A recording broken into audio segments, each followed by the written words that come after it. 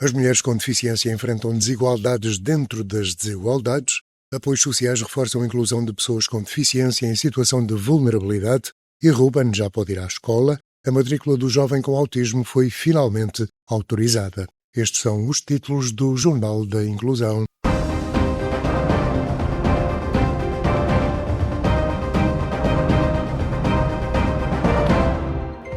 Sonha com um mercado de trabalho mais inclusivo? O projeto Inspira 2024 da Apexa está a transformar essa realidade. Estamos a abrir portas para a empregabilidade de pessoas com deficiência e a criar oportunidades para um futuro mais justo. Empresas e talentos, juntem-se a nós. Saiba mais em apexa.org. Inspira 2024. Juntos criamos inclusão.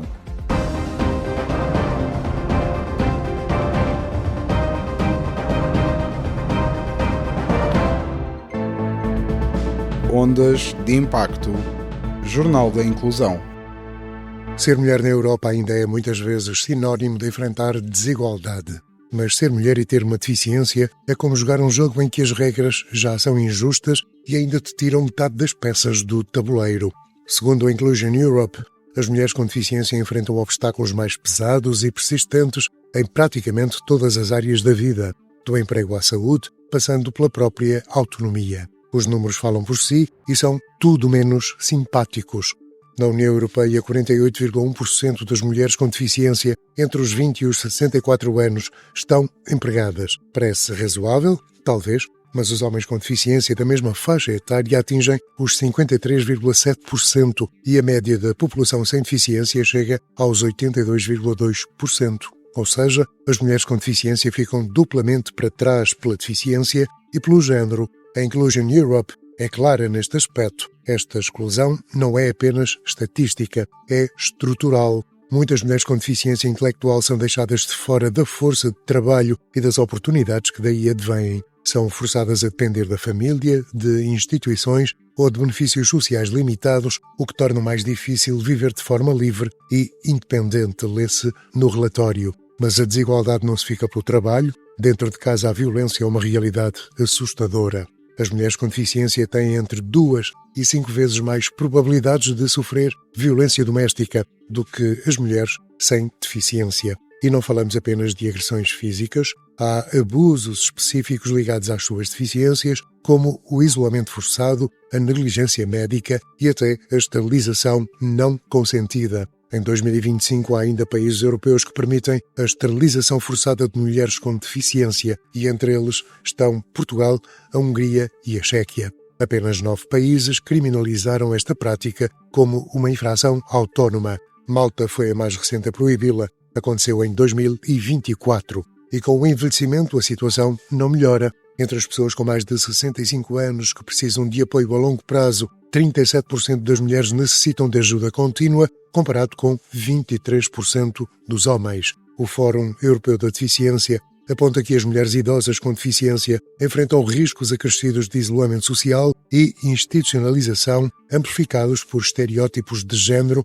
e desigualdades sistémicas. No fundo, ser mulher com deficiência na Europa é viver num território onde as barreiras não são apenas físicas, mas também sociais, económicas e culturais. E enquanto a inclusão for tratada como um extra e não como um direito, o jogo vai continuar viciado.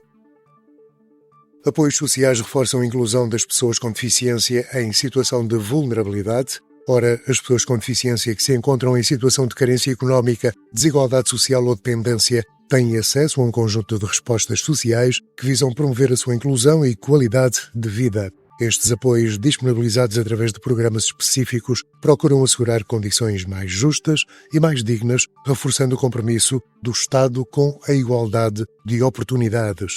Entre os principais instrumentos de apoio destacam-se o subsídio para assistência a filho com deficiência ou doença crónica, que garante suporte financeiro às famílias que necessitam de prestar cuidados permanentes aos filhos. A bonificação do abono de família para crianças e jovens com deficiência, que complementa o abono de família habitual, e uma prestação social para inclusão, uma medida estruturante destinada a apoiar pessoas com deficiência de forma contínua e adaptada à sua situação. Também se inclui o subsídio de educação especial, voltado para assegurar o acesso à educação e ao desenvolvimento de competências. Finalmente, o apoio na aquisição de produtos de apoio para pessoas com deficiência ou incapacidade, que facilita a compra de equipamentos e tecnologias essenciais à autonomia e inclusão no dia-a-dia. Estas medidas representam um avanço significativo na consolidação de uma sociedade mais justa e solidária, em que a deficiência deixa de ser sinónimo de exclusão. O acesso à informação clara e atualizada sobre estes apoios é fundamental para que todas as pessoas com deficiência possam exercer plenamente os seus direitos e participar ativamente na vida social e comunitária. A fechar, fica a saber que o Ruben já pode ir à escola. A matrícula do jovem com autismo foi finalmente autorizada. 2 meses depois do início do ano letivo, Ruben Silvestre, um adolescente de 16 anos com perturbação do espectro do autismo, recebeu finalmente autorização para frequentar a escola. Após semanas de espera e de incerteza, o Ministério da Educação deu luz verde à sua matrícula no estabelecimento de educação especial da Associação Portuguesa para as Perturbações do Desenvolvimento e Autismo de Lisboa. Até agora o Ruben permanecia em casa, sem qualquer resposta educativa, o que, segundo a equipa que o acompanha, estava a levar à perda de competências adquiridas. A situação foi denunciada pela direção do agrupamento escolar, que apelou à urgente integração do jovem, sublinhando o direito do Ruben à educação e à inclusão. A decisão favorável surgiu um dia após a história ter sido divulgada pelo Jornal Público, revelando o impacto direto da sensibilização pública. A diretora pedagógica da APPDA, Inês Neto, confirmou que o Ruben deverá iniciar as aulas ainda esta semana. Faltam, contudo, ser resolvidos os casos de outros 3 alunos em situação semelhante.